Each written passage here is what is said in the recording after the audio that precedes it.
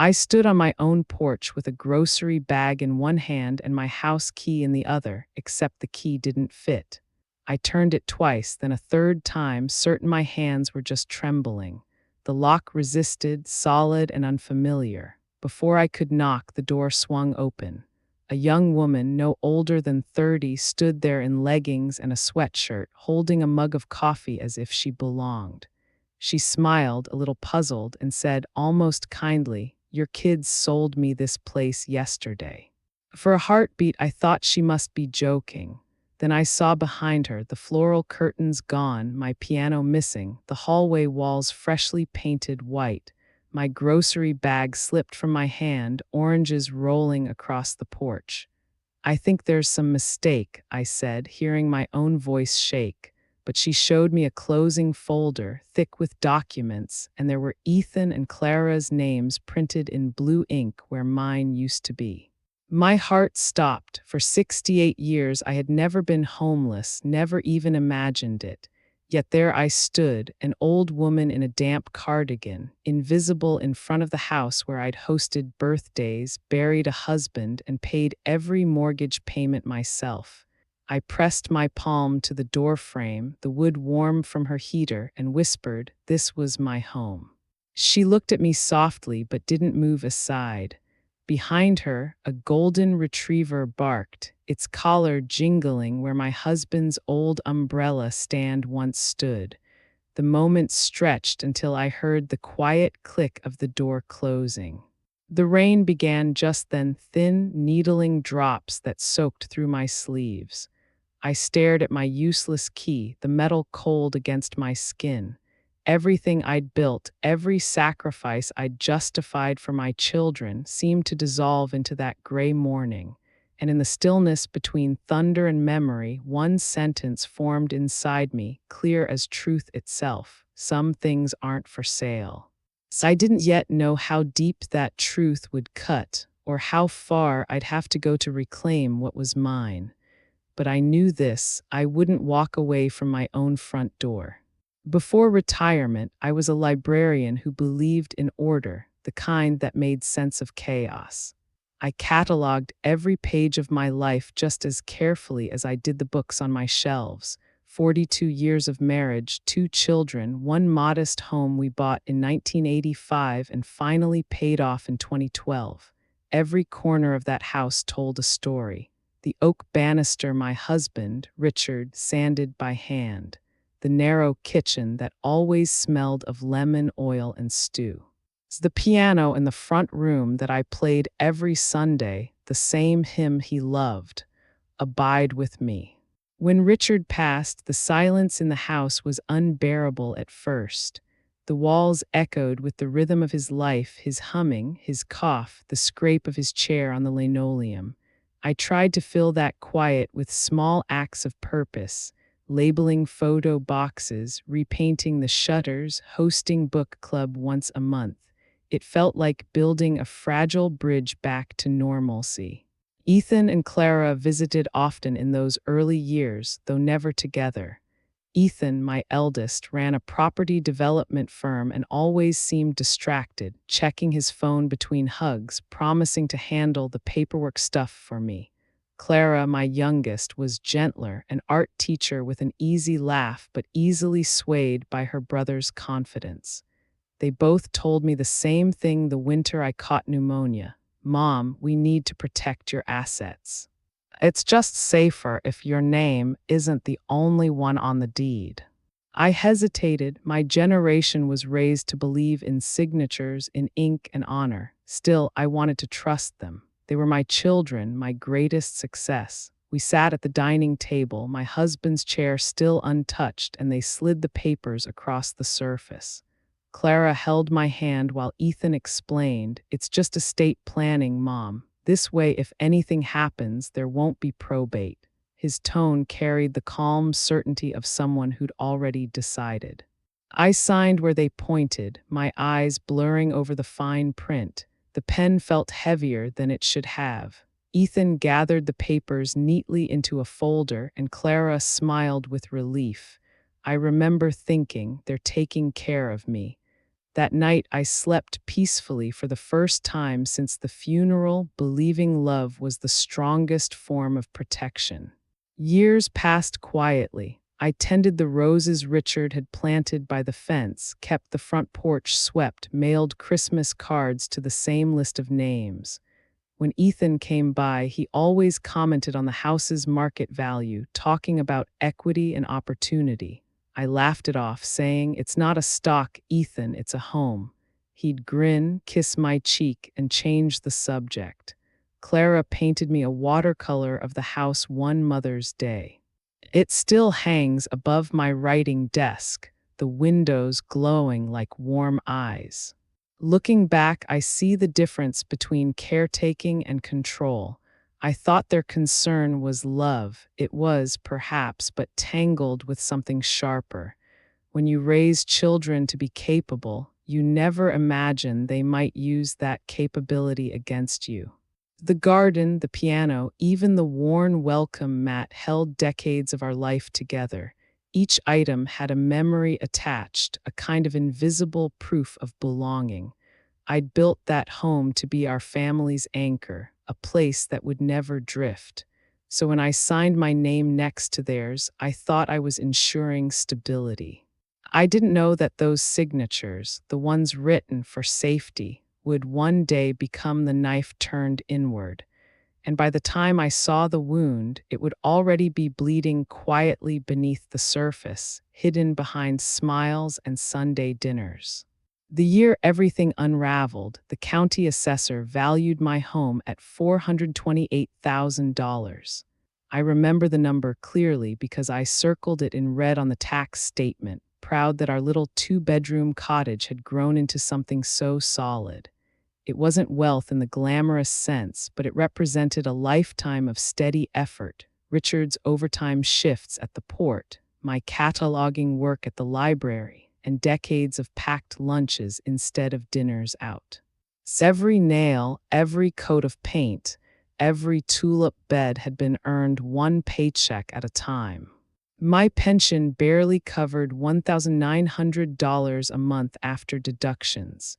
It was enough for utilities, groceries, and modest living, provided I stayed careful. I'd always been good at careful. I kept a handwritten ledger, the kind with columns for income, household, and unexpected. My handwriting, small and neat, told the story of an orderly life. $86 for electricity, $42.10 for water, $3,200 for the new roof Ethan insisted I needed 2 summers ago. When Clara laughed at my old-fashioned bookkeeping, I told her, numbers tell the truth when people forget to. I didn't realize how prophetic that line would become. Ethan handled the big financial things, as he called them. He said he'd take care of the property taxes, for $872 the previous year, if I just signed some refinance paperwork he'd arranged. Clara called it estate planning again, repeating the same phrase like a soothing lullaby. They both assured me nothing would change. "You'll always have your room here, Mom," Ethan said, tapping his pen against the papers with easy confidence. I believed him. What mother wants to see deceit where she hopes to see love? After the signing, I went back to my routines: tea at 6, crossword at 8, a phone call with Clara on Sundays. They said they were streamlining finances, but I noticed small shifts. The property tax bill stopped arriving in my mailbox. When I asked about it, Ethan said he'd gone paperless. The homeowner's insurance, $960 a year, was now auto-deducted from an account he managed for convenience. It felt strange, but not alarming, not yet. I told myself this was modern life. Trust your children, keep your peace. Then little things began to slip. The bank statement that used to come on the 3rd of each month didn't arrive until the 10th. The savings account balance I'd built, $22,400 meant to cover medical emergencies, was suddenly moved to a joint investment. When I asked Clara about it, she said Ethan was optimizing interest rates. I smiled, pretending to understand because it was easier than sounding suspicious. But deep down, unease grew like mold behind the wallpaper, unseen but spreading. Still, I kept my receipts. Every grocery list, every repair invoice, even the $146.75 for the plumber who fixed the leaky faucet. I tucked them into a labeled accordion folder, Home Maintenance 2021-2023. I didn't know that this quiet habit, this librarian's instinct for documentation, would later become my only defense. When I balanced the numbers that spring, the math no longer made sense. My pension deposits remained the same, but the joint account showed multiple withdrawals marked transfer. The amounts varied $800 here, $1,500 there, but the totals reached over $9,000 in less than 3 months. I called the bank and was told those were authorized by your cosigner. I hung up before I could cry, cosigner. A word I'd never used, suddenly defining my entire life. I tried to reason it out. Maybe Ethan was paying bills early. Maybe Clara needed help with her classroom supplies again. I told myself families share, that money isn't everything. But when I opened my ledger and saw the red column, the one I used for discrepancies, stretching longer each week, the truth began whispering louder than my excuses. I was a woman who had balanced her life to the penny. Every figure had matched until the day I handed over control to the people I trusted most. Now every number seemed to mock me. The roof, the taxes, the insurance, everything I'd paid for still stood in front of me, yet somehow no longer belonged to me. If they had sold the house, where had the money gone? The question haunted my sleep like a dripping faucet, slow, rhythmic, impossible to ignore. Somewhere between signatures and silence, the ledger of my life had shifted from black ink to red, and no matter how carefully I calculated, I couldn't make it balance again. It was a Tuesday morning, gray and wet, the kind of day that smelled of rain before it even started. I was sorting mail at the kitchen table when I saw the large manila envelope, thick, official-looking, with a printed label that stopped me cold. It was addressed not to me, but to former owner. I stared at those 2 words for a long time, trying to make them make sense. Former owner of what? I slit the envelope open with the edge of a butter knife, careful not to tear whatever was inside. Inside was a packet from the title company. Words like deed transfer, closing statement, and funds dispersed leapt off the page. The sale had finalized less than 24 hours earlier. My house was gone. The date on the final signature was yesterday, 4:37 p.m. Ethan and Clara's names sat neatly on the lines where sellers sign, their initials in blue ink beside each paragraph. My own name appeared only once in a section labeled "Removed from Title." I felt my pulse thudding in my throat. I checked the calendar, half expecting to find it was some other year, some other life. But there it was, plain as day. The address I'd memorized decades ago, the value line marked paid in full. No one had called, no warning, no explanation, just silence. I sat at the kitchen table for a while, listening to the clock tick. Each second sounded like a door closing somewhere. I called Ethan's number first. It went to voicemail. Clara's line rang, then beeped, her recorded voice bright and breezy. "Leave a message." I hung up without speaking. My throat felt too tight for words. A strange calm settled over me, the kind that comes when panic runs out of energy. I put on my raincoat and walked 2 blocks to the house that had always been mine. A silver sedan sat in the driveway. Through the window I saw movement, curtains I didn't recognize, boxes half unpacked. When I rang the bell, the young woman who answered looked startled. She was polite, even gentle. She told me she was the new owner. Her name was Lily. I'm sorry, she said, holding the documents out like proof she hadn't done anything wrong. It was a quick closing. Everything cleared yesterday. Her kindness made it worse somehow. She let me see the file, page after page of official confirmation. I saw their handwriting again. Ethan's looping signature, Clara's careful print. It was all perfectly legal. A clean sale, as the agent must have called it. I thanked her because I didn't know what else to do, then stepped back into the drizzle. The driveway gravel was slick beneath my shoes. I sank onto the low brick border of the flower bed and just sat there. The rain soaked through my coat, but I barely felt it. Across the street, the maple tree Richard and I planted the year Ethan was born had turned orange at the tips. Time kept moving, indifferent.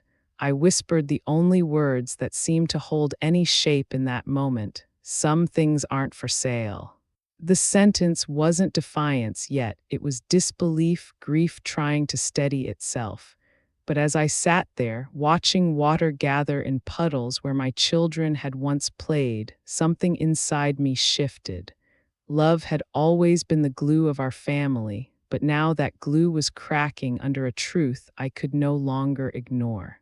As if I wanted to prove that some things truly weren't for sale, I would have to face my own blood, and I had no idea what that would cost. Grief has a way of softening people, at least at first.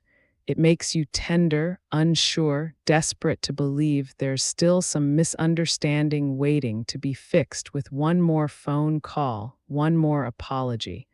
But when the misunderstanding keeps repeating itself, something inside begins to calcify. That's what happened to me. By the next morning, the ache in my chest had hardened into something sharp and cold, steel where sorrow used to be.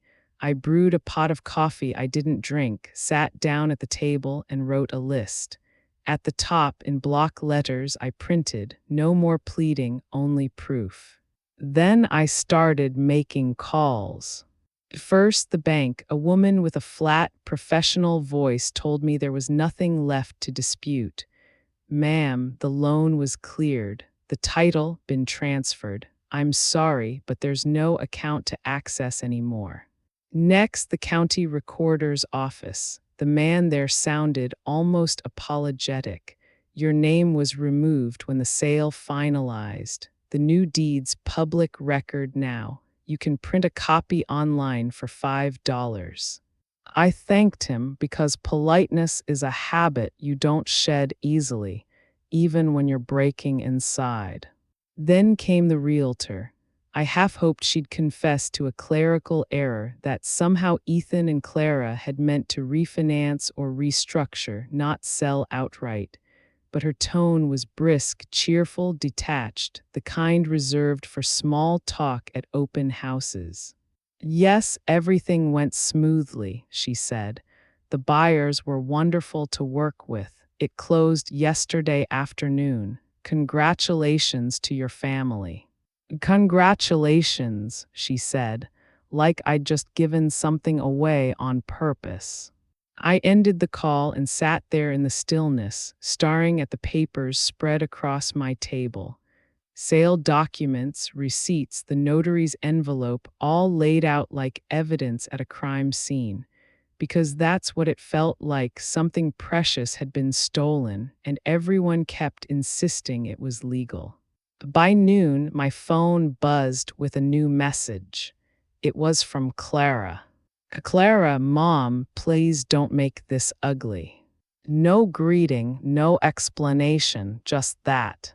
I stared at her words for a long time. They weren't cruel, but they cut deeper than cruelty. "Please don't make this ugly." As if ugliness was something I'd created by noticing what they'd done. That was the moment the line appeared in my mind, sharp, straight, final. I wasn't crossing it again. I had spent my whole life being the one who smoothed things over. I kept the peace when Richard was too tired to fight, when the kids bickered, when relatives turned cold after the funeral. I'd built my days around avoiding conflict, believing peace was proof of love. But peace without respect isn't peace at all. It's erasure dressed up as grace. So I made a quiet decision.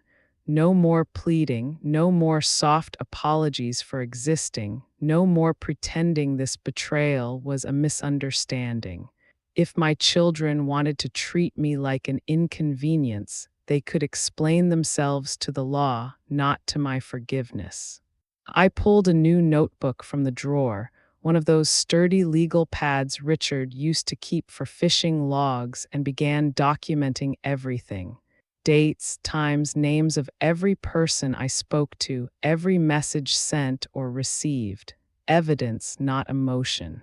That was the day I stopped being their mother in the old sense, the one who always said, "Let's not make this ugly." Now I would be something else entirely, the woman who kept records. The house might have been signed away, but my story hadn't, and if I had to stand alone to reclaim it, so be it. Downtown always smelled the same, like coffee, exhaust, and ambition. Ethan's office was on the 12th floor, all glass and chrome, overlooking the city that had once felt like possibility. I remembered carrying him here when he was a boy, visiting his father's office, how his small hand fit inside mine as we watched the elevators glide up and down like silver fish in an aquarium. Now that same boy sat behind a mahogany desk, the kind that looks heavy enough to anchor a yacht. His suit was tailored, his cufflinks gleamed, and on his wrist was the watch his father left him, the stainless steel one I'd saved 3 months' salary to buy in 1989.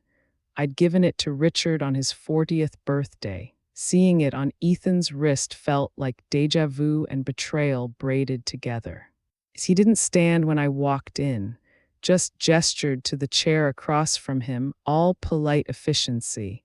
"Mom, you didn't have to come all the way down here. You could have called." I sat anyway, setting my tote bag on the floor. Inside was a small voice recorder, something I'd found at the library after retirement, used for oral history projects.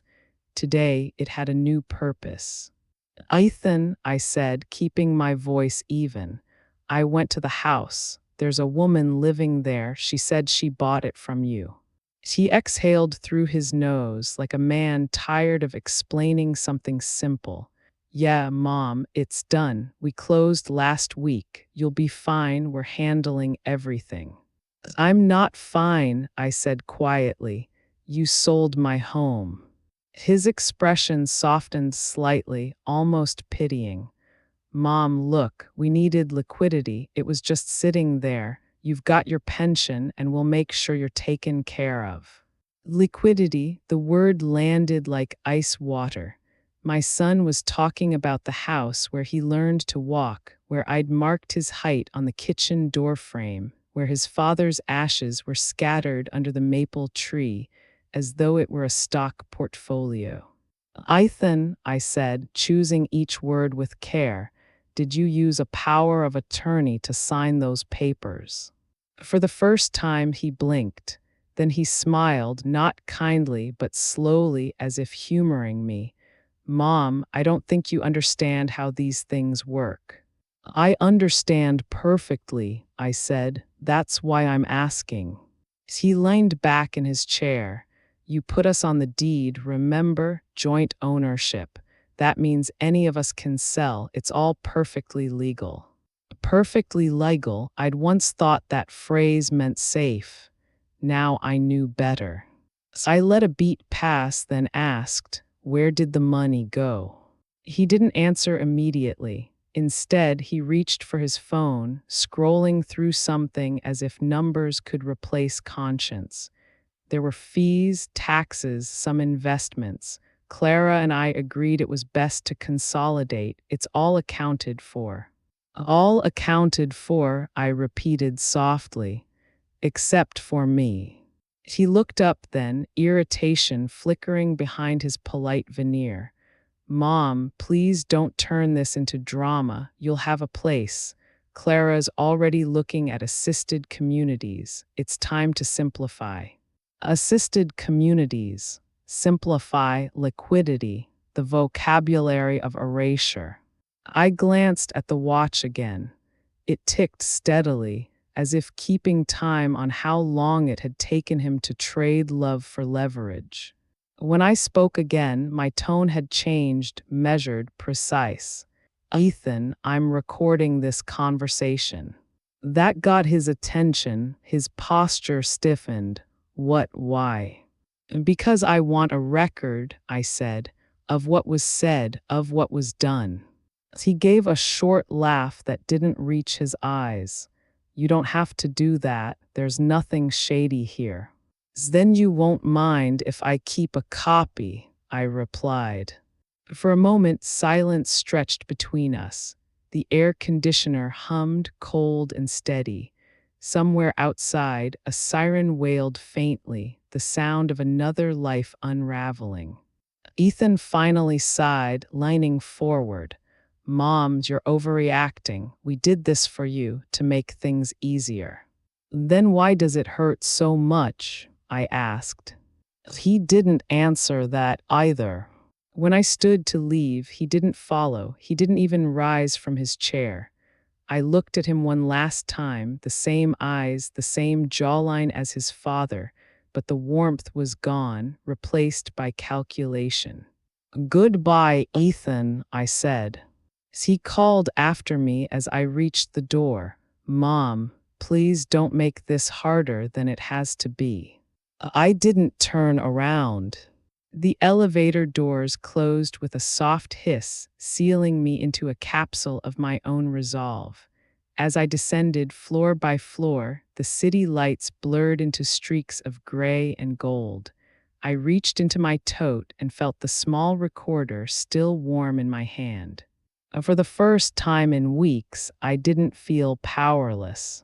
Leaving that building, I realized something vital. I was no longer a mother pleading for understanding. I was a claimant preparing for battle. And from now on, every word would be evidence. For weeks, I lived in a fog of paperwork and disbelief, until a quiet morning at the library, my old workplace, offered a thread of help.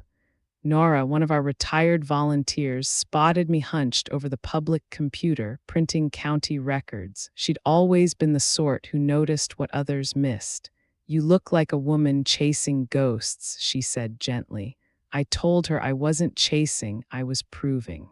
Nora listened the way librarians do, patiently, without interruption. When I finished, she reached across the table and said, "This isn't just betrayal, dear. It's elder property fraud. You need a paper trail and a lawyer who still believes in fairness." That afternoon, she made a call that changed everything. Enter Daniel. He was 35, maybe younger, with a calm steadiness that reminded me painfully of my late husband. He introduced himself at a cafe near the courthouse, all pressed shirt and kind eyes. "Mrs. Alden," he said, "you've been wronged, but we'll start with facts, not fury." We began assembling what he called the ledger of truth. Every receipt I'd ever kept, $3, $200 for the roof, $960 for insurance, $148 for the plumber, became a breadcrumb. We mapped a timeline, the refinance meeting Ethan arranged in March, the estate planning email Clara sent in April, the sale recorded in May. Daniel requested the county's transaction log, and when the file arrived, I saw it in black and white. $418,600 wired to an account under Ethan's LLC. My stomach clenched, but Daniel's voice stayed even. "That's our proof. They didn't act as children helping a parent. They acted as agents profiting from your asset." He explained how a lease pendants could be filed to freeze any resale until the dispute was resolved. "It won't return the home yet," he warned, "but it'll stop them from flipping it again."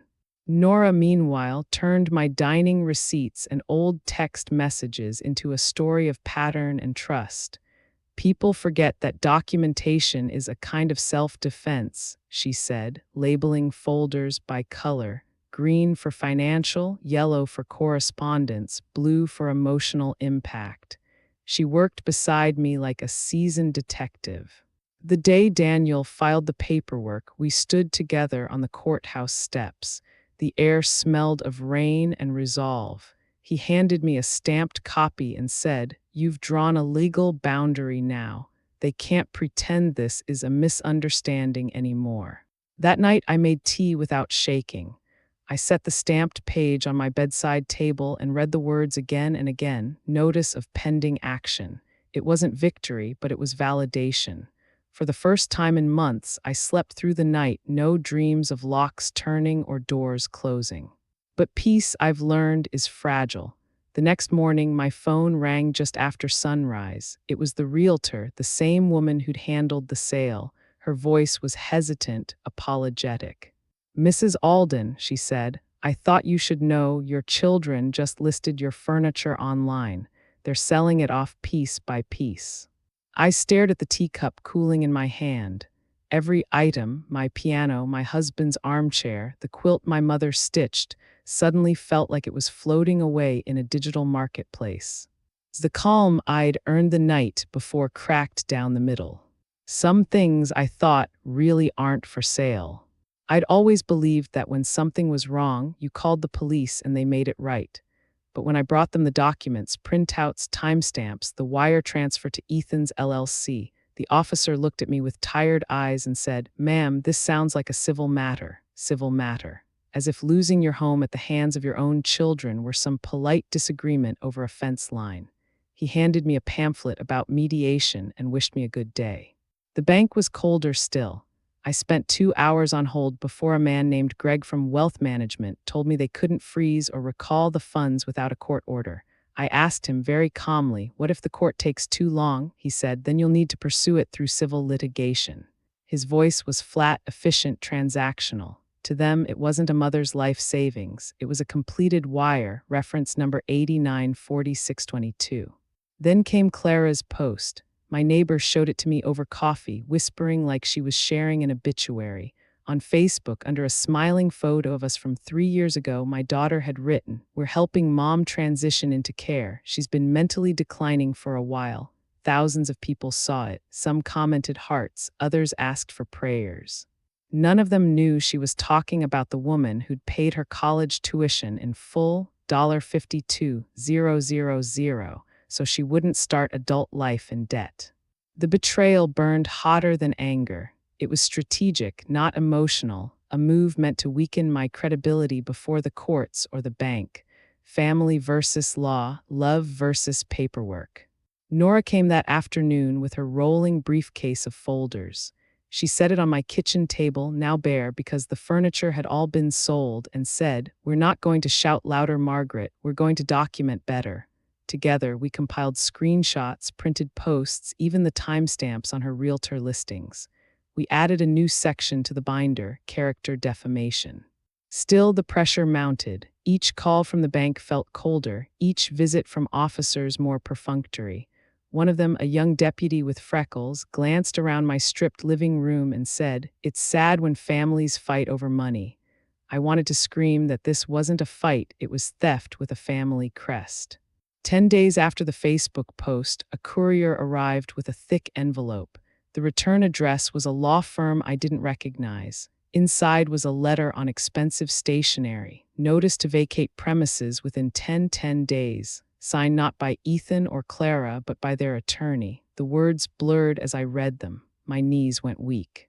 I sat at my kitchen table, what was left of it, and traced the embossed letterhead with my thumb. Vacate. Such a sterile word for what they were doing, erasing me from my own history. When Daniel arrived, I handed him the letter in silence. He read it once, then twice, his jaw tightening. "They're trying to force a preemptive move before the Lee's Pendens hearing," he said. "If you leave, they'll claim you abandoned the property." "So I stay." He nodded. "You stay." That night, I labeled a new folder in the binder, eviction threats. My handwriting was shaky, but the act steadied me. Each page, each email, each recorded call became another piece of proof that I wasn't powerless, I was simply being cataloged. The librarian in me knew when something is cataloged, it isn't lost, it's waiting to be found. And somewhere inside that endless filing of pain, I found a new conviction rising. If they wanted me erased, I would become impossible to ignore. It was Daniel who found the missing puzzle piece, buried in a secondary file from the title company, one the clerk said was routine. He spread the papers across his desk like a crime scene. "Look here," he said quietly, pointing to a signature dated February 12th, durable power of attorney. My name written in looping cursive, my signature. Except on that date, I was lying in a hospital bed with pneumonia, too weak to hold a pen, my hands bruised from IV lines. I stared at the page as if it might dissolve under scrutiny. Daniel laid beside it a greeting card, my old birthday note to Clara, which he'd found in the scanned estate file. The loop of the M in Mom was identical to the forged Margaret on the legal form. My heart sank. "They copied my handwriting," I whispered. Daniel's tone stayed calm, but his eyes hardened. "That's felony-level fraud, Mrs. Alden. This isn't a misunderstanding anymore, it's calculated." We moved fast. He filed a formal complaint with the State Bar's Elder Rights Division and another with the Real Estate Licensing Board, attaching the forged document and a sworn affidavit from the hospital showing my admission dates. Nora drafted a summary of events, labeling each section by evidence type: medical, financial, legal. By then, our binder had grown to nearly 5 inches thick.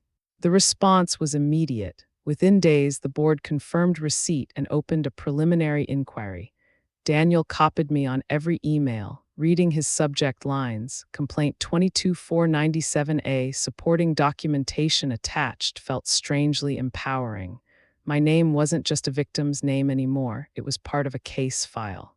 Meanwhile, whispers spread through Ethan's office downtown. A friend of his from the bank, one I'd known since his high school baseball days, called Nora privately. "He's on leave," the man said. "People saw the complaint. Nobody wants to touch it." For the first time since this began, consequences seemed to find their way to him. Clara, on the other hand, unraveled in real time. She left me a 6-minute voicemail, sobbing, breathless. "Mom, you're destroying the family. Do you know what people are saying? Why are you doing this to us?" Her voice cracked on the word family, as if she still didn't understand that the moment they forged my name, they'd burned that bridge themselves. I played that voicemail 3 times, sitting by the window where my roses used to grow. Once her tears would have broken me. Now I simply saved the recording, labeled it Emotional Manipulation June 4, and filed it in the binder. It wasn't cruelty, it was evidence. That night, Daniel emailed a scanned copy of the forged document, now marked Exhibit A. He wrote, "We'll attach this to the upcoming fraud hearing." Seeing those words in print, Exhibit A sent a strange calm through me. All the chaos, the disbelief, the pleading, now had an exhibit number. Maybe I was destroying the family, as Clara claimed, but maybe the family needed to be dismantled before truth could stand. Because from that moment on, I wasn't just someone they'd tricked, I was someone who could prove it. The courthouse smelled of disinfectant and paper, like a place that had seen too many cleanups and too few apologies. I arrived early, clutching my binder like a lifeline. Nora had insisted on labeling each section with color-coded tabs so I wouldn't have to fumble under pressure. Daniel walked beside me through the metal detector, his calm presence anchoring me. "Remember," he said softly, "truth doesn't need to shout." We were assigned courtroom 3B, Civil Division. Rows of polished benches, an American flag behind the judge's bench, a fluorescent light that hummed like a nervous thought. Ethan sat at the defense table in a dark suit that didn't quite fit, Clara beside him, her eyes red-rimmed but defiant. Their attorney, a sharp man in a gray pinstripe, flipped through his notes without looking up. When the bailiff called the case, I stood, knees trembling but spine straight. Alden versus Alden et al. The words echoed in the chamber, strange and sorrowful, family against family. The opposing attorney began smoothly. He painted a portrait of a confused elderly woman, overwhelmed by grief after her husband's passing, misremembering financial agreements. Each word felt like a fresh cut, but Daniel remained composed, jotting notes with his fountain pen. When it was my turn to testify, the clerk swore me in. My voice barely rose above a whisper when I said, "I do." For 3 hours, I told the story, the dates, the transfers, the signature that wasn't mine.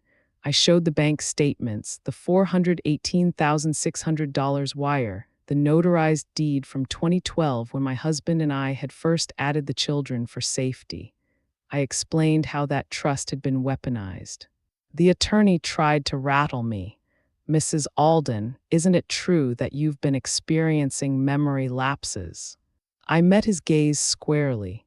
"I remember every payment I ever made on that house, down to the cent." He smirked, turned to the judge. "Then perhaps you can explain this alleged forgery." That was Daniel's cue. He rose, his tone crisp but respectful. "Your Honor, if the witness may approach Exhibit A." The clerk handed me the paper. The forged power of attorney glared up at me, familiar yet foreign. "Mrs. Alden," Daniel said, "where were you on February 12th, the date of this document?" "In the hospital, St. Agnes, room 317, pneumonia." "And how do you know that?" "I have the admission bracelet." A ripple went through the courtroom when I lifted my wrist and showed the thin blue band I'd kept all this time, tucked inside my purse. Daniel handed up the hospital's certified records, time-stamped 8:42 a.m., February 12th. The judge adjusted his glasses. The opposing attorney objected, muttering about irrelevance. The judge silenced him with a raised hand. "Overruled. Continue." Piece by piece, Daniel and Nora laid out the evidence. The forged signature matched to my old birthday card, the online furniture listings, the Facebook post labeling me mentally declining. The judge's expression shifted from polite neutrality to quiet disapproval. When Ethan finally took the stand, he avoided my eyes. His voice wavered as he described a misunderstanding, claiming he thought I'd wanted to downsize. Daniel let him speak, then asked a single question that hung in the air like thunder. "Mr. Alden, can you explain why the sale proceeds were wired to your personal LLC rather than your mother's account?" Ethan hesitated too long. Silence has weight, and in that silence I watched the truth settle like dust. Clara began to cry softly, dabbing at her eyes with a tissue. The judge leaned forward. "Mr. Alden, I'm referring this matter to the district fraud unit.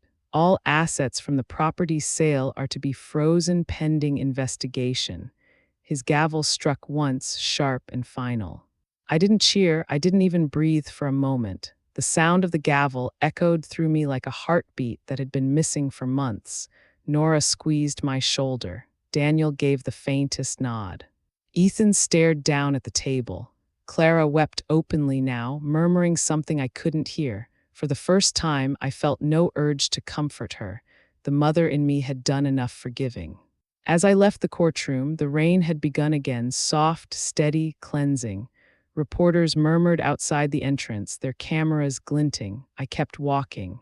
Each step felt lighter, not because justice was complete, but because silence had finally given way to record.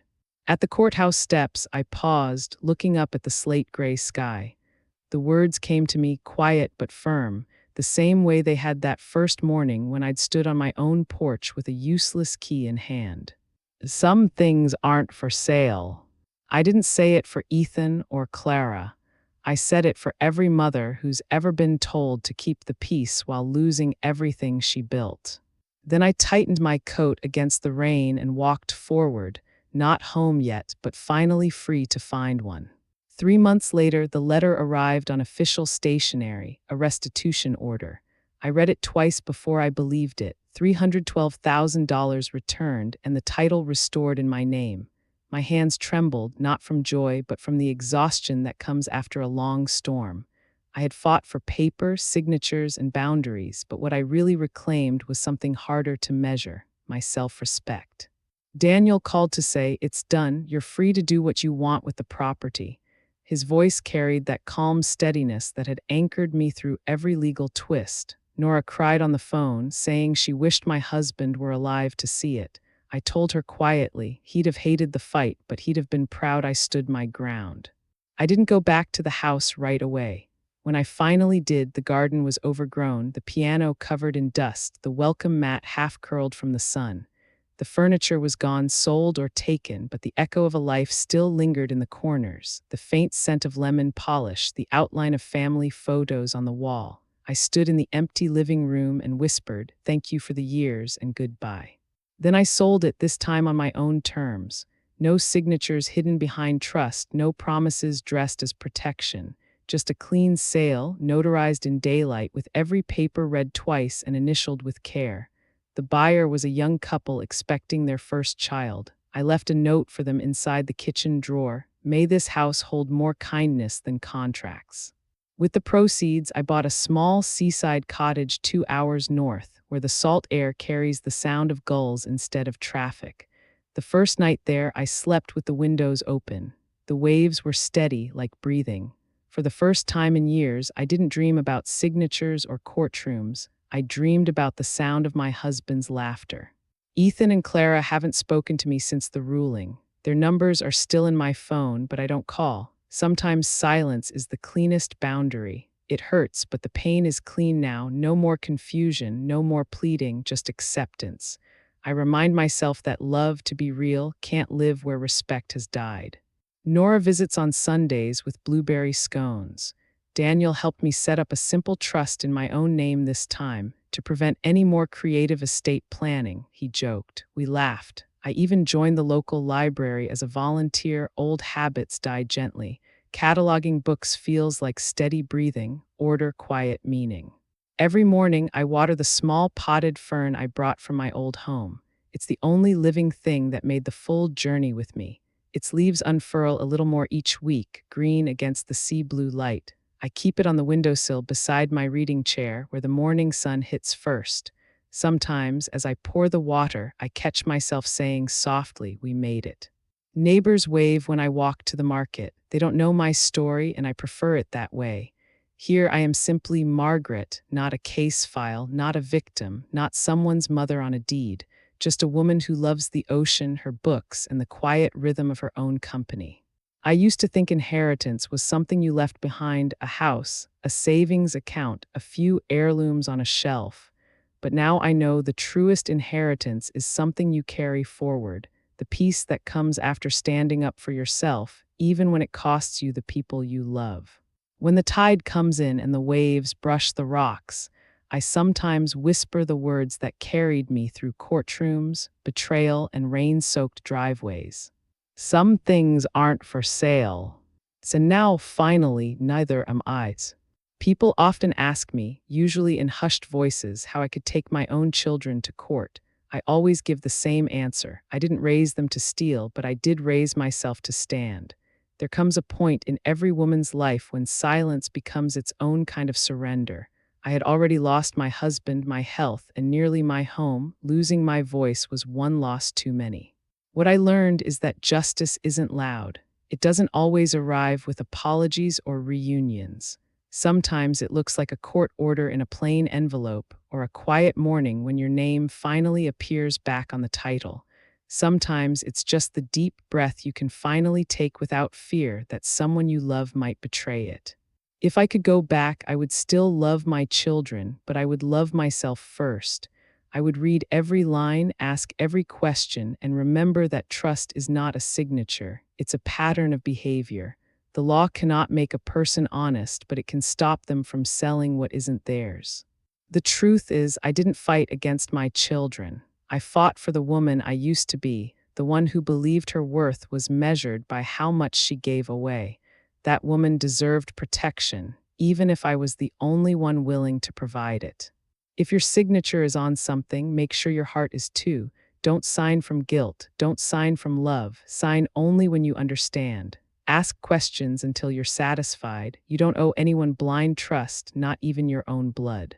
Family love should never need legal proof, but if it ever does, let the paper speak truthfully.